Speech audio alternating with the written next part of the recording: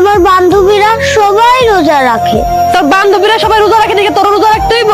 বৌমা, রোজা রাখা তো ভালো কাজ, আর তাছাড়া আমার নাতিনটা তো ছোট থেকে অভ্যাস করতেছে।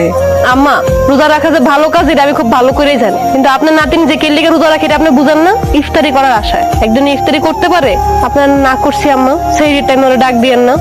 ঘরে কটা পান্তা ভাতা ছিল, আমি চুপে চুপে খাইতেছিলাম। হঠাৎ ওই জায়গা উঠে এসে আমারে কয় আমি সেহরি করুম, রোজাও থাকুম। আমি অনেকবার মানা করছি, শুনে না। শেষে যে কটা পান্তা ভাতা ছিল আমরা দুজনে মিলা খাইছি। তুই কি পান্তা ভাত খেয়ে রোজা রাখছো? এক্ষুনি রোজা ভাঙ, ঘরে ভাত রাখা আছে ওইগুলো খাজা। না, আমি রোজা ভাঙুম না, আমি রোজা থাকুমি। একদম চুপ, মুখে মুখে কথা কইবি না। কি হয়েছে রে মা?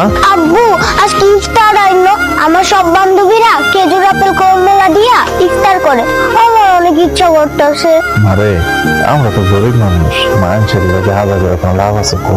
গরিবের একটা সীমা থাকে, তোমার মতন গরিব আমি আমার জীবনও দেখিনি। রোজার এতটা দিন হয়ে গেল, একটা দিন ইফতার আনতে বললো না। কি করুন কো, রমজান মাসে রিক্সার খ্যাপ কম হয়, যে টাকা ভাড়া পাই ওই টাকা দিয়ে তরি তরকারি তো আনতে পারে না, ইফতার আর অঙ্কেন। তোমারে বিয়া করাই আমার সবচেয়ে বড় ভুল হয়েছে। তোমার থেকে একটা ভিখারিরে বিয়া করলে আমার জীবন অনেক ভালো হইতো।